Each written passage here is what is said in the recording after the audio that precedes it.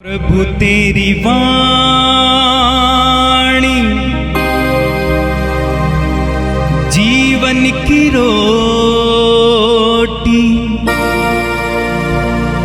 नयनों की ज्योति, अंधेरा मिटाती।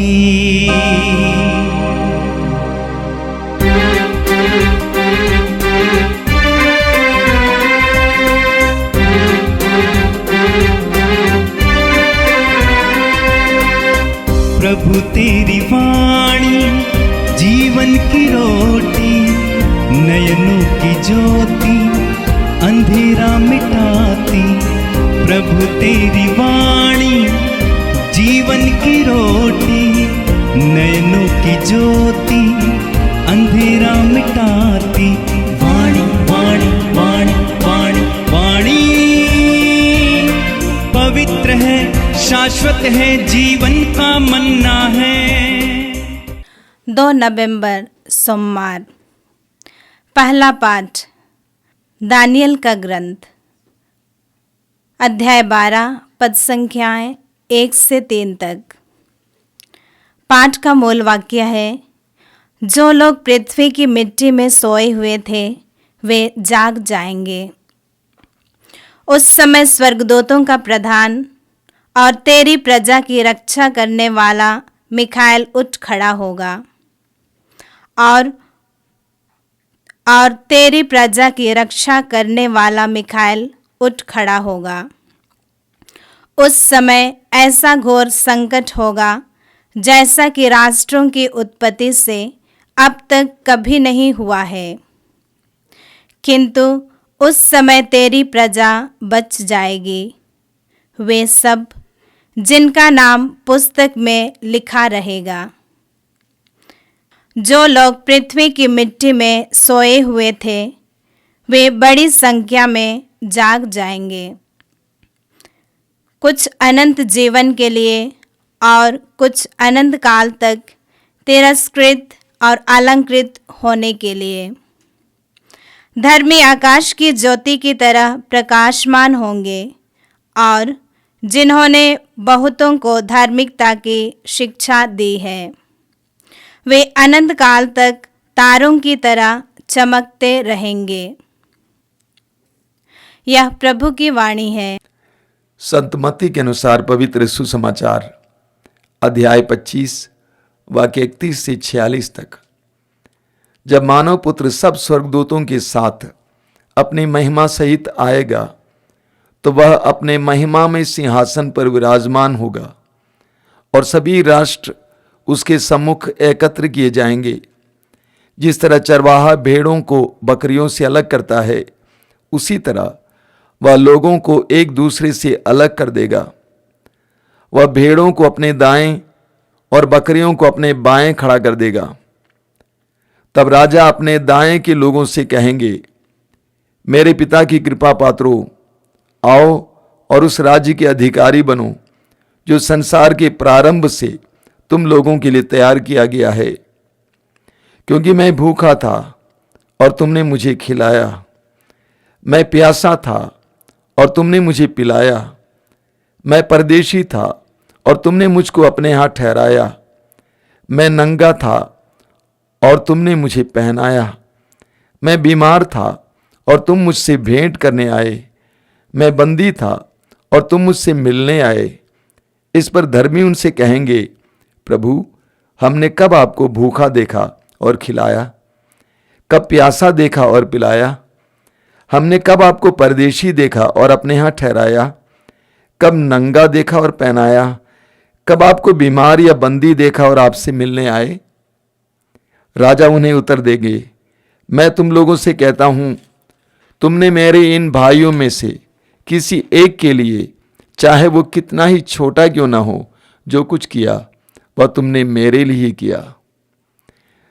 तब वे अपने बाएं के लोगों से कहेंगे, शापितों, मुझसे दूर हट जाओ, उस अनंत आग में जाओ जो शैतान और उसके दूतों के लिए तैयार की गई है। क्योंकि मैं भूखा था और तुम लोगों ने मुझे नहीं खिलाया, मैं प्यासा था और तुमने मुझे नहीं पिलाया, मैं परदेशी था और तुमने मुझे अपने यहाँ नहीं ठहराया।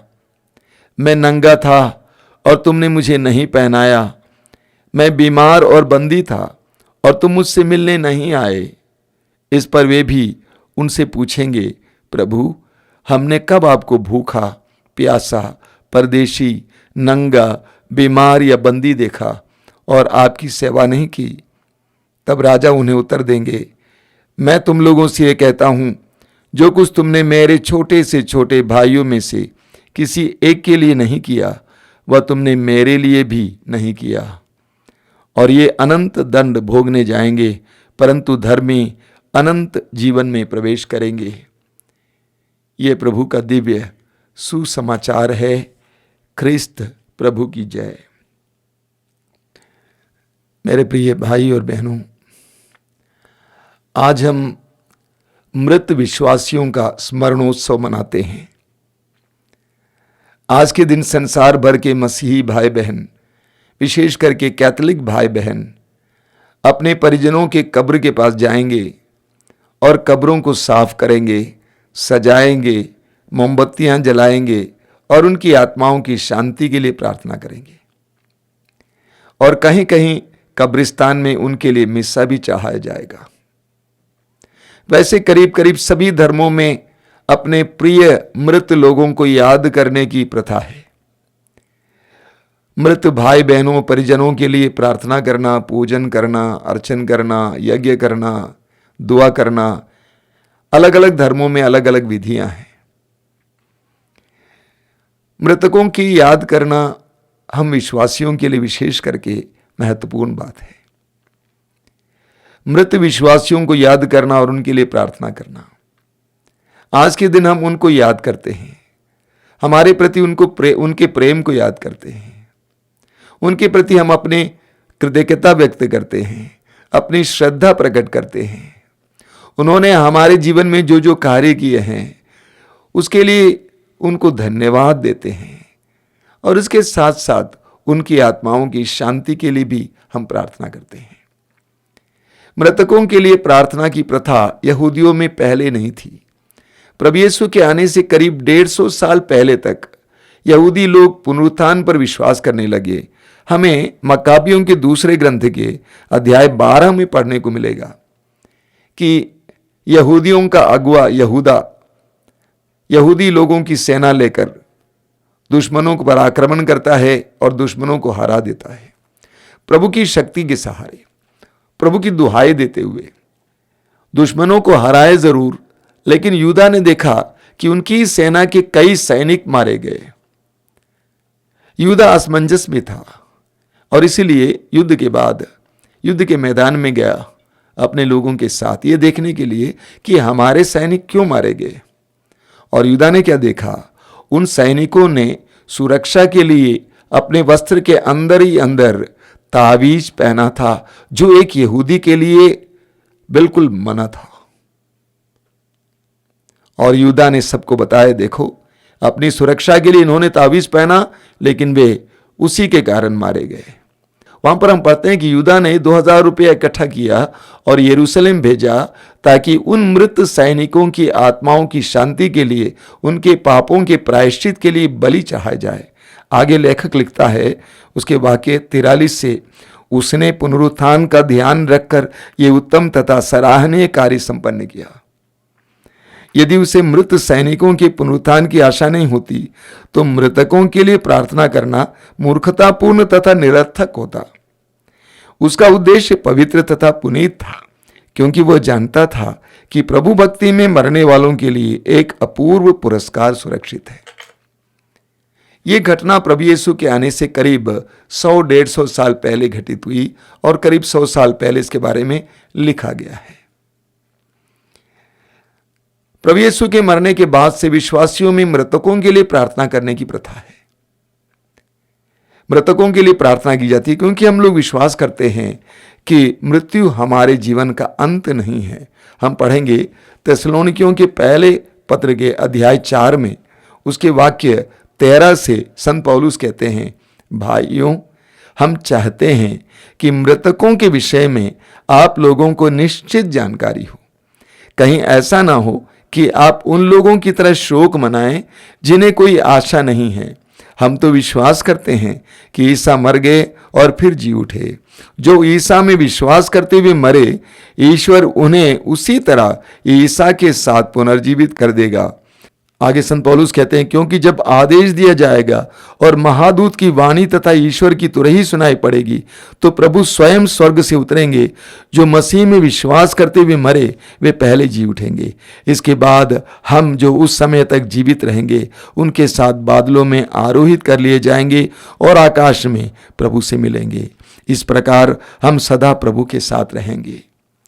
हम विश्वासियों का ये विश्वास है, हमारा विश्वास है। जैसा कि आप देखेंगे, मृतकों के मिस्सा के लिए एक प्रार्थना है, उसमें आप सुनेंगे, वहां पे क्या लिखा हुआ है कि हम विश्वासियों के लिए मृत्यु जीवन का विनाश नहीं है, बल्कि जीवन का विकास है। हम विश्वासियों के लिए मृत्यु जीवन का विनाश नहीं है, बल्कि जीवन का विकास है। तो संत पौलुस क्या कहते हैं? कुरिन्थियों के पहले पत्र के अध्याय 15 में संत पौलुस हमें एक बहुत सुंदर बात बताते हैं। कुरिन्थियों का पहला पत्र अध्याय 15 उसके वाक्य 51 और 52 में पौलुस कहते हैं, मैं आप लोगों को एक रहस्य बता रहा हूं, हम सब नहीं मरेंगे, बल्कि क्षण भर में पलक मारते अंतिम तुरही बजते ही हम सब के सब रूपांतरित हो जाएंगे। तुरही बजेगी, मृतक अनश्वर बनकर पुनर्जीवित होंगे और हम रूपांतरित हो जाएंगे।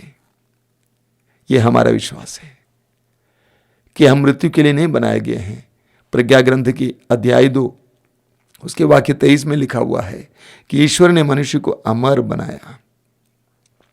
हम अनश्वरता के लिए बनाए गए हैं। यूहन्ना का सुसमाचार अध्याय 11 वाक्य 25 में प्रभु कहते हैं, पुनरुत्थान और जीवन मैं हूं, जो मुझ में विश्वास करता है वो मरने पर भी जीवित रहेगा, और जो मुझ में विश्वास करते हुए जीता है वो कभी नहीं मरेगा। जो यीशु में विश्वास करते हुए यीशु के वचन के अनुसार जीवन जीता है वो कभी मरता नहीं है, वो अनंत जीवन के लिए बनाया गया है। यूहन्ना का सुसमाचार अध्याय 3 वाक्य 16 प्रभु स्वयं कहते हैं, ईश्वर ने संसार से इतना प्यार किया, उसने उसके लिए अपने एकलौते पुत्र को अर्पित किया, जिससे जो भी उसमें विश्वास करे उसका सर्वनाश न हो, बल्कि उसे अनंत जीवन मिले। हम अनंत जीवन के लिए बुलाए गए हैं, बनाए गए हैं, और इसीलिए उस अनंत जीवन की कामना को लेते हुए हम मरते हैं, प्रभु के वचन के अनुसार जीते हैं, तो हम कभी नहीं मरेंगे। यही कारण है कि हम मृतकों के लिए प्रार्थना करते हैं, उनको याद करते हैं। हम प्रज्ञा ग्रंथ के अध्याय 3 में पढ़ते हैं उसके वाक्य 1 से, धर्मियों की आत्माएं ईश्वर के हाथ में हैं, उन्हें कभी कोई कष्ट नहीं होगा।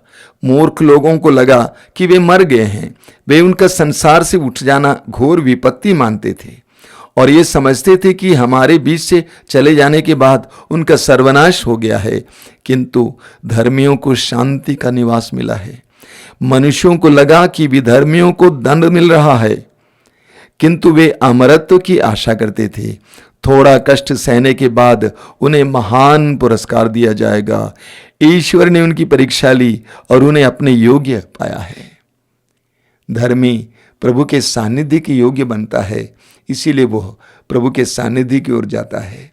प्रिय भाई और बहनों, मुझे कई लोगों से सुनने को मिला कि उनके जीवन में मृत परिजनों से दुख मिलता है, पीड़ा मिलती है। रात को सपना होता है उनका, उसके बाद वे बीमार पड़ जाते हैं, या बार बार उनकी आवाज़ सुनाई देती है। दिन के समय भी उनकी आवाज़ सुनाई देती है, ऐसा लगता है कि वे आकर उनसे कुछ बोलना चाह रहे हैं। वास्तविकता क्या है? वास्तविकता यह है कि वे आपकी प्रार्थना की आवश्यकता में हैं। ऐसे लोग आके बताते हैं तो हम उन्हें सलाह देते हैं कि उनकी आत्मा की शांति के लिए प्रार्थना कीजिए, हो सके तो मिसा बलिदान चढ़ाइए। मैंने देखा कई ऐसे लोगों को इस प्रकार की पीड़ा और अत्याचार से छुटकारा मिला है। तो मृतकों की आत्माएं हमारे पास नहीं आती हैं, बल्कि उनको प्रार्थना की आवश्यकता है, ये हमें अवगत कराया जाता है। कुछ बहनों का कहना है कि उनको बार बार सपने में छोटे छोटे बच्चे दिखाई देते हैं और उनको देखने के बाद उनको बहुत पीड़ा होती है। पता चला कि उस बहन ने शायद अपने गर्भ से कुछ बच्चों को गिराया है, गर्भपात कराया है। तो उन बहनों को बताया जाता है कि ऐसे बच्चों को याद कीजिए, उनको प्रभु के हाथ में समर्पित कीजिए। उनकी आत्मा की शांति के लिए प्रार्थना करने की आवश्यकता नहीं है, क्योंकि वे निर्दोष थे, लेकिन अपने इस पाप से छुटकारे के लिए प्रभु से माफी मांगना है और अपने ही आत्मा की शांति के लिए प्रार्थना करनी है। तो हमारे जीवन में इस प्रकार कई मृतकों के अलग अलग दुखमय या सुखमय अनुभव मिलेंगे। ये सारे अनुभव इस बात का संकेत है कि हमें उनकी आत्माओं की शांति के लिए प्रार्थना की जरूरत है। मृतकों के लिए प्रार्थना करना हमारी जिम्मेदारी है, और विशेष करके उनके लिए प्रार्थना करना जो पापमय जीवन जीते हुए मरे हैं, दुर्घटना में मरे हैं, आत्महत्या किए हैं, अनैतिक जीवन जिए हैं, दूसरों को सता के मरे हैं, घर से दूर कहीं चले गए, भटक के मर गए हैं। ऐसे परिजनों की आत्माओं की शांति के लिए प्रार्थना करना अनिवार्य है। उनकी आत्माओं की शांति आपके परिवार में शांति के लिए भी कारण बनेगा। इसीलिए मृतकों को याद करना और उनके लिए प्रार्थना करना हर विश्वासी का कर्तव्य है। एक भाई ने आकर मुझसे एक बार कहा कि स्वामी जी, प्रार्थना में मुझे बार बार बताया जा रहा है कि शोधकाग्नि में जो आत्माएं हैं उनके लिए प्रार्थना करो, उनके लिए प्रार्थना करो। मैंने कहा जरूर, प्रभु ने आपको ये जिम्मेदारी दी है। आप में से कई भाई बहनों को प्रभु ने ये जिम्मेदारी दी होगी, निभाइए। मृतकों के लिए प्रार्थना करना ये एक मिशन है, एक मिनिस्ट्री है, एक सेवा कार्य है। आज हम विशेष रूप से अपने परिवार के परिजनों के लिए प्रार्थना करेंगे जो हमसे विदा हो लिए हैं। उनको याद करेंगे, उनके प्रेममय कार्यों को याद करेंगे। अगर उन्होंने हमें दुख दिया उनको क्षमा करेंगे और उनकी आत्माओं की शांति के लिए प्रार्थना करेंगे कि प्रभु उनको अनंत शांति दें और स्वर्ग राज्य में अपना स्थान दें। आइए हम प्रार्थना करें। प्रभु यीशु, धन्यवाद देते हैं आज के सुंदर दिन के लिए, इस पवित्र दिन के लिए जब हम अपने मृत परिजनों को याद करते हैं, उनके सारे अच्छे कार्यों के लिए धन्यवाद देते हैं, उनको श्रद्धा प्रकट करते हैं और उनके लिए प्रार्थना करते हैं। प्रभु यीशु, समय सभी मृत विश्वासियों के लिए, विशेष करके हमारे परिवार के मृत विश्वासियों के लिए प्रार्थना करते हैं। उनके सारे पापों को क्षमा करना, उनको अनंत शांति प्रदान करना, तेरे उस महान ज्योति में प्रवेश करने की कृपा देना। हे प्रभु यीशु, इन वचनों को सुनने वाले मेरे भाई बहनों को अनुग्रह प्रदान कर। आज का संपूर्ण दिन उनके लिए कृपा का दिन हो, आशीष का दिन हो, बंधनों से आजादी का दिन हो। इनके हर जगह पर उनको सुरक्षा प्रदान कर, संरक्षण प्रदान कर। आमीन। प्रभु तेरी वाणी जीवन की रोटी, नैनों की ज्योति अंधेरा मिटाती। वाणी वाणी वाणी वाणी वाणी पवित्र है, शाश्वत है, जीवन का मन्ना है।